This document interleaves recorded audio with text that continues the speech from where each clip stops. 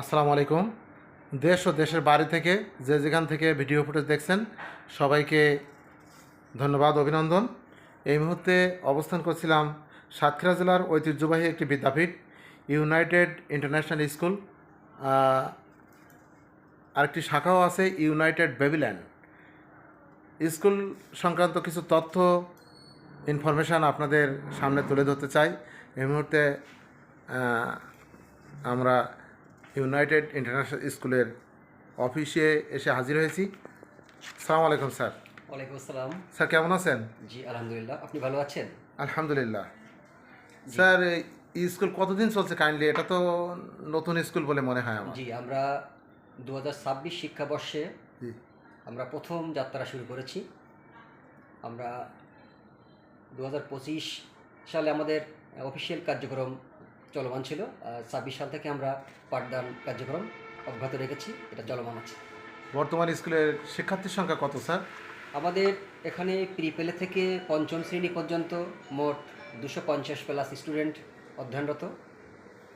আমাদের আগামী বছর আমরা পরিকল্পনায় রয়েছে আগামী বছর 6, 7 এবং 8 এই 3টা ক্লাস আমরা খুলব এবং চলমান থাকবে। স্যার বর্তমান শিক্ষক শিক্ষার্থীর সংখ্যা কতজন আছে?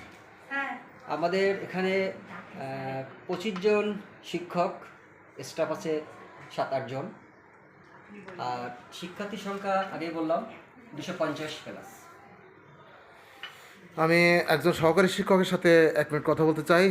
আপনার নাম কি স্যার প্লিজ? মোহাম্মদ শরীফুল ইসলাম। আপনি কতদিন আছেন এখানে? এইখানে আছি তো মানে নভেম্বর মাস থেকে আছি এখানে। আপনার অনুভূতি ব্যক্ত করেন একটু সংক্ষেপে। হ্যাঁ, আমি তো বিভিন্ন প্রতিষ্ঠানে চাকরি করছি, তাই এখানে এসে মানে মনে হলো যে এটা আমার স্বপ্নের একটা জায়গা। ধন্যবাদ স্যার। স্যার ধন্যবাদ।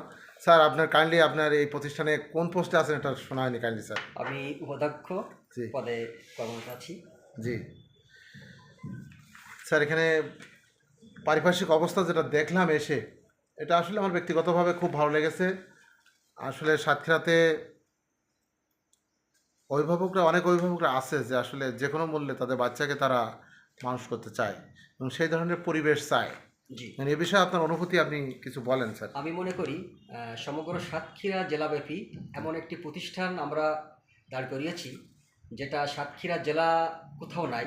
আমরা এখানে পাঠদানের পাশাপাশি আমাদের অ্যাবাকাস, রোবোটিক্স, আমাদের আছে উন্নত বেবিল্যান্ড, যেটা বেবিদের জন্য খুবই আরামদায়ক এবং স্বতঃস্ফূর্তভাবে তারা খেলাধুলা করবে ছুটির পরে। এই বিষয়ে মোটামুটি আমরা সাতক্ষীরাবাসীর কাছে খুবই অল্প সময়ের মধ্যে আমরা গ্রহণযোগ্যতা পেয়েছি। তো আশা করি আগামী বছর বা সামনের দিনগুলোতে আমরা এগিয়ে যাব আরও অনেক দূর। ধন্যবাদ স্যার। Thank you.